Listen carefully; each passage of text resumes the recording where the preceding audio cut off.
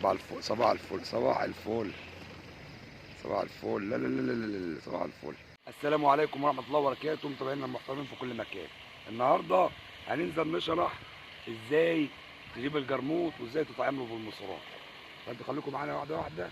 دي سن 3 ملوي، ودي ودي مال 30، مال على سن 30، واساسي خيط بريد وفله صغيرة ورصاصة صغيرة مدور عود. العود ده بيشترط بقى على حسب الميه اللي انت قاعد عليها. طبعا ده مصران فراخ او دجاج على حسب ما تطلقوه في اي بلد من بلادكم. طبعا لغه العراق غير مصر غير بنجي الحته الحمراء الرفيعه الحلوه اللي هتناسبني. اكل السن كده عشان ما يجرحش المصران. اخد حته صغيره. اللي بيتجرف يا جماعه يجري الفيديو، اللي بيتجرف يجري الفيديو. اختار حته حمراء زي دي، حته كده تكون 20 سم او 15 سم. السن بتاعه اهو، السن بتاعه اهو. اجي هنا فوق المصران بدخل السن جوه المصران وابدا ادكك. افضل ادكك لحد الاخر، ادكك لحد الاخر كده. افضل ادكك لحد ما اجيب ايه اخر المصران من تحت. اللي بيتجرف يجري الفيديو. وان شاء الله هطلع لكم بجراميط، ان شاء الله لو في المكان جراميط هطلع لكم جراميط مباشره. في واحد اهو كشف قدام العفشات هناك، ان شاء الله هجيبه لكم ده باذن الله، بامر الله هجيبه.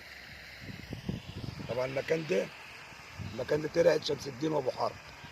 ترعه شمس الدين وابو حرب، المنيا، مركز بني نظار. نخلص التفكيك للاخر كده. خليك معايا عشان تبقى محترف صيد جرموط بالمصران. اخر حته اعملها كده واردها تاني كده عشان المصران ما ينزلش منها من تحت. واجي هنا هتقول المصران هينزل كده، لا هنعمل له بقى. هنمسك كده الخايه الكدابه بتاعتنا، هنعمل خايه كدابه. امسك الخيط اهو اهو، وامسك المصران تاني كده اهو، واروح ساحب عليه كده. المصران ما ينزلش مني. الشويه اللي من تحت دول اهو اهو، هتبقى مكلكع من تحت. الجرموط يجي يخش كده يلجمها من عند السن.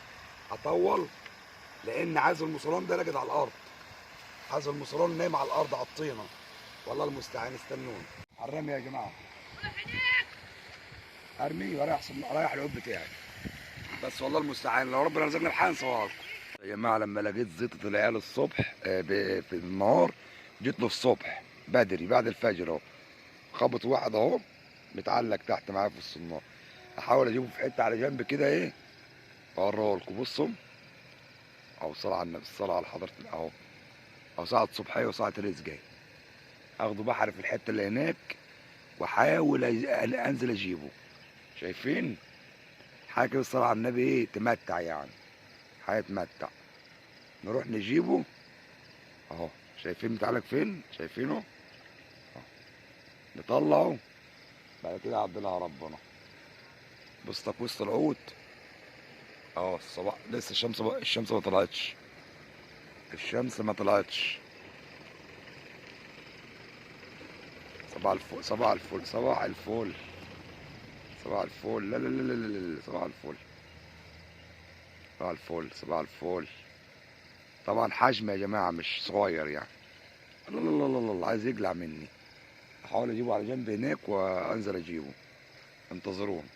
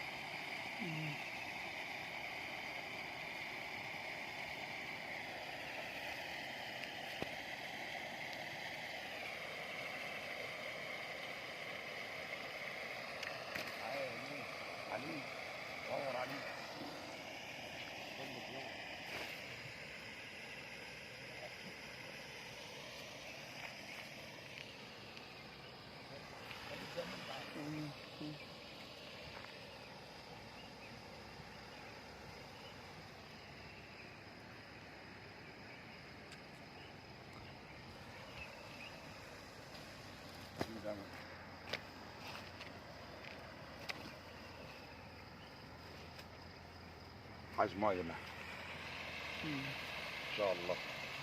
يلا استنونا بس بقى. في ناس كتير جايه تسالني على الطعميه تكون على الارض ولا مش على الارض ولا عايمه. لا بص، المصران لازم تطول الغماس جو، تخلي المصران نايم على الارض زي ما انا عامل كده في الغماس. طبعا دي اسئله برضو هتتسال في الفيديوهات. طبعا الغماس شوف نايم على جنبه ازاي، الغماس نايم على جنبه. في ناس ما بتحب الصيد الجراميط، وفي ناس ما بتحبش الجراميط اساسا.